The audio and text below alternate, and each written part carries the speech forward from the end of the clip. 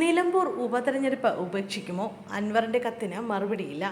നിലമ്പൂരിൽ എത്രയും പെട്ടെന്ന് ഉപതെരഞ്ഞെടുപ്പ് നടത്തണമെന്നാവശ്യപ്പെട്ട് കേന്ദ്ര തെരഞ്ഞെടുപ്പ് കമ്മീഷന് കത്തയച്ചതിന് ഇതുവരെ മറുപടിയൊന്നും ലഭിച്ചില്ലെന്ന് മുൻ MLA PV അൻവർ. തെരഞ്ഞെടുപ്പ് നടക്കാത്തത് നിലമ്പൂരിലെ വികസന പ്രവർത്തനങ്ങളെ ബാധിക്കുമെന്നാണ് അൻവർ കത്തിൽ പറഞ്ഞത്. ജനാധിപത്യ നിയമമനുസരിച്ച് ഒരു മണ്ഡലത്തിൽ ജനപ്രതിനിധിയുടെ ഒഴിവ് വന്നാൽ 6 മാസത്തിനകം തെരഞ്ഞെടുപ്പ് നടത്തേണ്ടതുണ്ടെന്നും നിലമ്പൂരിന്റെ കാര്യത്തിലും ഈ നിയമം ബാധകമാണെന്നും കത്തിൽ ചൂണ്ടിക്കാട്ടിയിട്ടുണ്ടെന്ന് അൻവർ പറഞ്ഞു.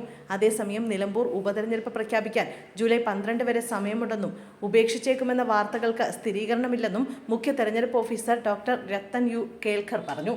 തെരഞ്ഞെടുപ്പ് നടത്താനുള്ള തയ്യാറെടുപ്പുകൾ തുടങ്ങി. അന്തിമ വോട്ടർ പട്ടിക മെയ് ആദ്യവാരം പ്രസിദ്ധീകരിച്ചു.